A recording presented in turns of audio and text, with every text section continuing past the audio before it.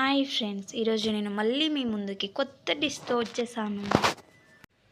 గుగ్గిల కోసం పెసర్లు, శనగలు, పల్లీలు ఇవి నేను తీసుకొని కడిగేసుకొని నానబెట్టుకున్నాను. ఒక 30 మినిట్స్ తర్వాత ఇలా అయిపోయాయి ఫ్రెండ్స్. వీటిలో నేను వాటర్ సరిపడా వేసి గ్యాస్ ఆన్ చేసుకొని ఉడికించుకున్నాను.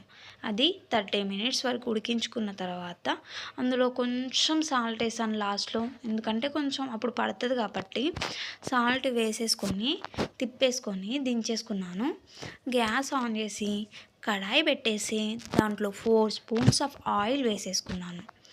ఆ ఆయిల్ హీట్ అయిన తర్వాత తాలింపు గింజలు ఉంటాయి కదా, అవి వేసేసుకొని కొద్దిసేపు వేయించుకున్నాను అనమాట. ఒక 1 మినిట్ 2 మినిట్స్ వరకు వేయించుకున్నాను.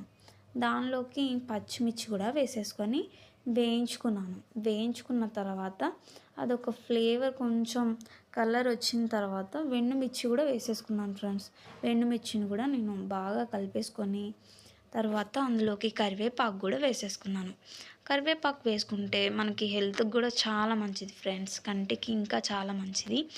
ఇది కొంచెం మగ్గిన తర్వాత వేయించుకున్న తర్వాత కలర్ చేంజ్ అయిన తర్వాత అందులోకి గుగ్గీలు ఉడకబెట్టుకున్నవి వేసేసుకున్నాను అనమాట.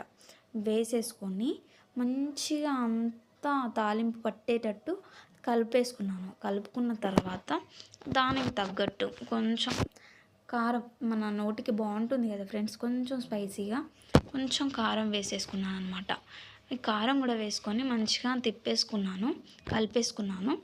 కలిపి ఒక 5 మినిట్స్ వరకు అలాగే ఉంచి దించేసుకున్నాను ఫ్రెండ్స్.